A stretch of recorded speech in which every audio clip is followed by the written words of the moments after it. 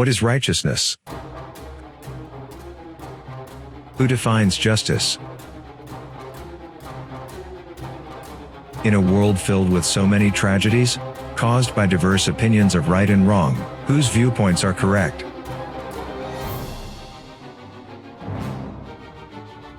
Whose viewpoints are wrong? Why have so many been oppressed for so long? And when will there be restoration? A slave mentality is a result of stripping away a people's memory. How can a people be restored to a past they have not known? God bless you. Thank you for joining us today. Today we're going to be talking about a plea of restoration. The protagonist of our story today is Jeremiah, and we're going to be talking about him in the setting of the fall of Jerusalem in 587 BC. It's a very interesting story and a very interesting topic.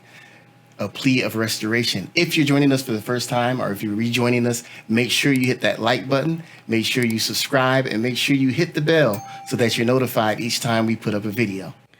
And welcome back. It's great to be here with you again. Remember, our curriculum is from the book Precepts for Living, and that in the book we have daily Bible readings that you can follow throughout the week. Our aim for change this week is by the end of this lesson, we will understand why the writer of Lamentations pleaded with God for the restoration of Israel. We will sense the writer's feelings over the oppression of his nation, and we will pray for and engage in the restoration of broken relationships with God. Our Bible background is Lamentations chapter 5. Printed text is the same, and the devotional reading is from Lamentations chapter 3. This is another good lesson. If you're a sensitive person, you'll be crying, just like the prophet Jeremiah, who was known as the weeping prophet. Jeremiah's lamenting lays it out for God in chapter 5. Now, these were poems, can you believe it? Except for chapter 5 was a prayer. But he wants God to know how his people feel, as if he didn't know, but how his people feel about what's been going on. Jeremiah asked the Lord some very heart-wrenching questions, and the questions might be questions that we would ask today. But one of the questions that perhaps we should ask is, Lord, how do you feel about what's going on today? So come with us and help us kind of decide what would the Lord feel about what's going on today. Okay, so we're talking about a plea of restoration. And few things that's got me right from the title. First of all, there's the word plea. And we know that the word plea is a legal term. And you can make a plea. So we see that Joshua was making a legal... Jeremiah. I keep saying Joshua.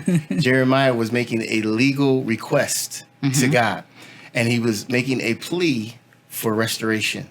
Now, the thing about restoration is that restoration, it restores or it brings back to a former condition. Right. And to be restored to a former condition, we must first know what the first condition was. Yes. And whenever we restore one thing, it depletes something else. So if God is blessing you or someone else is being blessed, that blessing came from somewhere. And that's interesting in itself, how that displacement always takes place. It's God's choice to typically reward us or typically work in natural ways. God can work in supernatural ways, and those supernatural ways are very rare. They're so rare, in fact, that we call them miracles when they happen. And there's no explanation for them.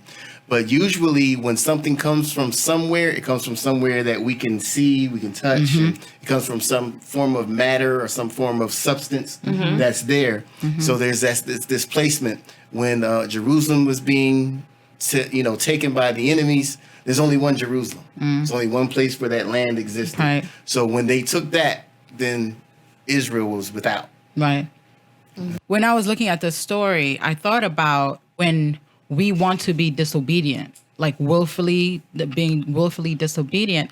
I thought of a teenager who takes their parents' car without them, without their permission. And when they think about that, okay, there's a party going on and they want to attend that party, they weigh the consequences. They think, okay, if I take this car and I go to this party, I'll still have a good time, but when I come back, I'll probably just get a whooping. You know, they already think they know what the consequence will be, and they decide whether they want to take that consequence or not. But what they don't calculate is God. And what they do is they can take that car and go to this party and then find themselves in a terrible car accident and maybe lose the mobility of their limbs somehow. And they thought that the worst that could happen from the disobedience is just getting a whooping when they get back home.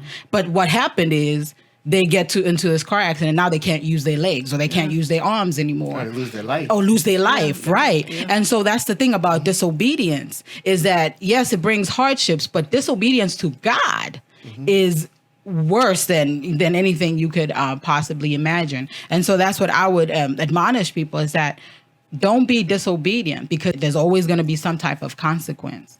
And that brings to mind the expression or the adage about you don't miss your water till your well's gone dry. For the Israelites to have suffered the loss of their land, that was paramount. They didn't treat God right. They didn't obey God, and they lost their land. So their well had gone dry. Now they miss it. Right. Yeah.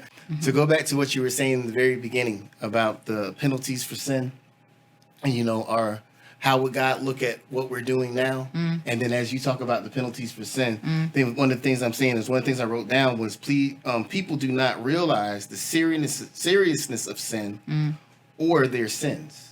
Their sins. People do not realize the seriousness of sin or their sins. Okay. And we don't realize the nature of sin. That's why we do that. We call ourselves bargaining or reasoning out the response. Because Jeremiah had been, for years, he had been proclaiming the destruction. He told them that the Babylonian Empire is going to come over here and destroy everything. And it's going to take away the city and take you in captivity.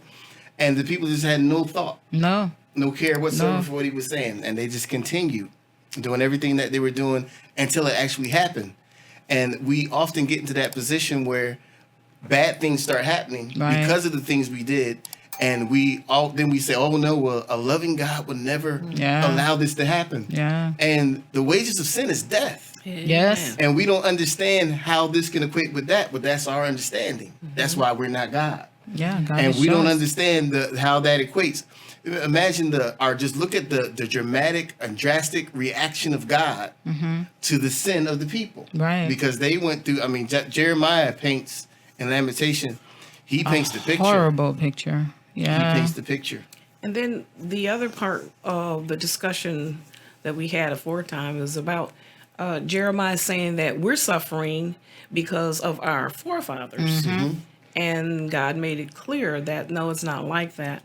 My sister-in-law says that every tub has to sit on its own bottom. And another way of saying this, you're going to reap what you sow. You're going to reap what you sow. I'm not going to reap what you sow. Right.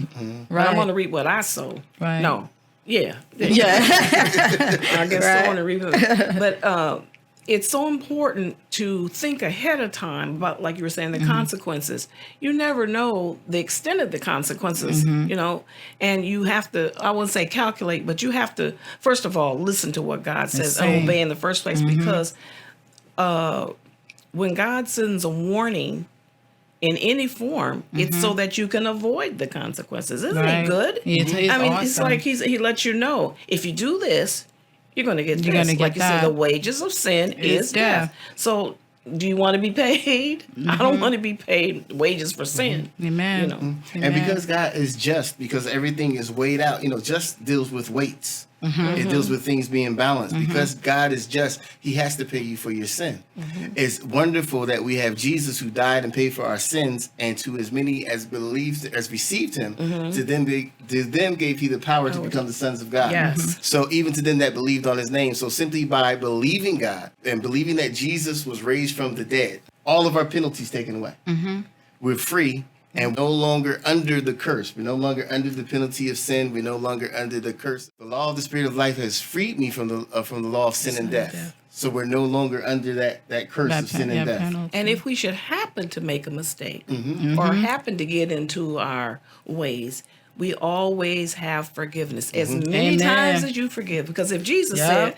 said, tells us how many times we should forgive our brothers, and he tells us 7 times 70, he is willing to go further than Way that. more than much that. further, and he's already done that. Amen. He forgave us even before he completely died. Amen. My heart goes out to Jeremiah because I can imagine how I can't because it's like, but I could just think about how he must have felt because here he was, a faithful servant to the Lord. He came in day after day telling these people, this is what's going to happen if you do this. This is what's going to happen if you do that. And now he's sitting watching his city in desolation and he's thinking, I told them. Yes. And they did not listen. And I think of Noah. He was busy for 100 and some years building. And people looking at him like he's stupid. He's like, you know what? Rain is coming. They looking at him like he doesn't know what he's talking about. And then when the rain came and swept everybody, when the floods came and swept everybody away and everybody died. Can you imagine? I've been telling these people and they just would not listen.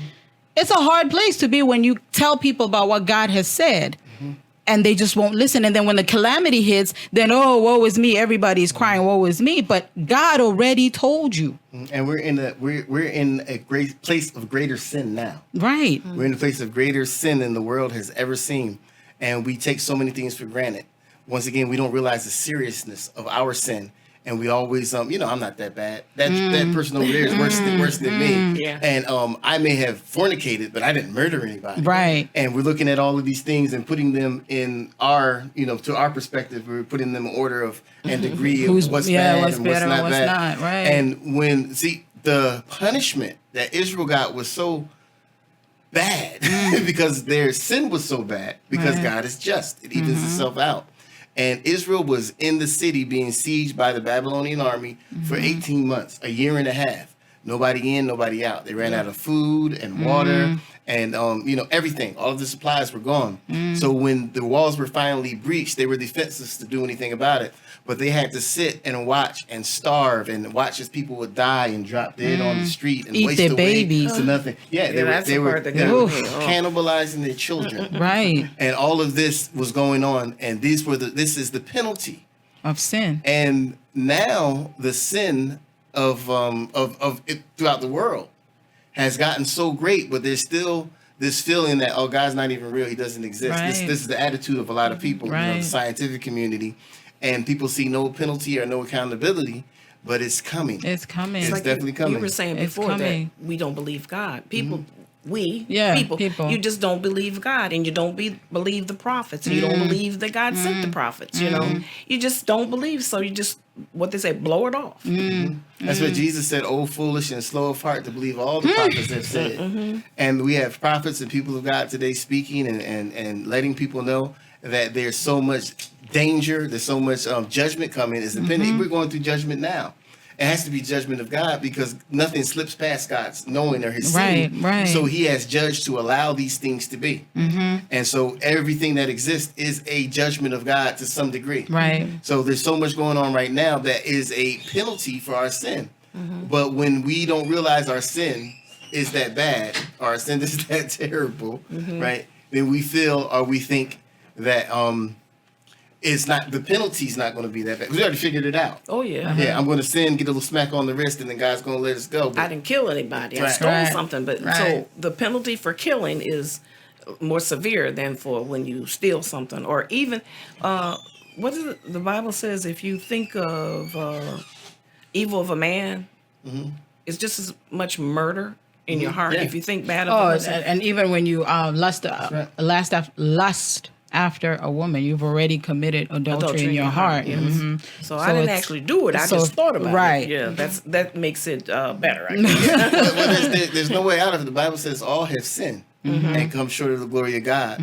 So yeah, even in our thought life. Yeah. And those are the things that we have to submit to God. To God, Like I yeah. say, we have to place it under the blood. We plead the blood, right? Once again, back to that legal term, we plead the blood. We put it all under the blood, the sacrifice that Jesus has already made, the price that he's already paid. Amen. Praise And that's God. why it's very important. Like they say here, pray for pray for and engage in restoration for broken relationships. I like that they start with the word pray because that is the first step. I mean, so many things are going on, like you're saying, in this world, and a lot of these things we don't understand. And so the best thing to do is to go to the Lord about these things so that he will intervene. If my people who are called by my name, that whole scripture again, you know, as you're wearing that shirt, Yes. you know, prayer lives do matter. And that's the thing. And prayer, as we always say, you get what you pray for, and you don't get what you don't pray for. Yes. Amen. And then it goes right back as we pray. Acknowledge him in all thy ways, he will direct our path. Yes. And we have to acknowledge God. We have to put him first. And it was as you were saying, this could be read a plea for restoration. That could be, as we say, Jeremiah pleaded to God. We can say Jeremiah pleaded, or Jeremiah pleaded to God. The emphasis can be on the plea, or the emphasis can be on who he pled to. Right, he right, made a yes, plea yes. because he was in desperation. Yes. He pled to God because he knew that God can He's make the a difference. only one. Only Yeah. one that can Only make a one difference. yeah. Jeremiah 9:23 says, and I'm going to paraphrase a little bit. It says, "Don't let the wise boast in their wisdom. Don't let the powerful boast in their power. Don't let the rich boast in their riches." Verse 24 says, "But those who boast should boast in this alone, that they truly know me and understand that I am the Lord who demonstrates unfailing love and who brings justice and righteousness to the earth, and that I delight in these things." Remember that you can never go wrong when you are obedient to God and God's word. So it doesn't matter what it looks like. It doesn't matter what anybody else says or thinks. What the Lord has spoken to you through his word, through prayer, that is the thing that you follow. God bless you. Thank you once again for joining us. We don't ask you for any monetary support, but if there is something that has blessed you, we ask you that you share it with somebody else. Chances are, if it blessed you, it'll bless them too. Thank you again for joining us. Make sure you're here on Wednesday, 12 noon Central Standard Time, when we'll be discussing the questions concerning Jeremiah and his plea for restoration. God bless. Bye-bye.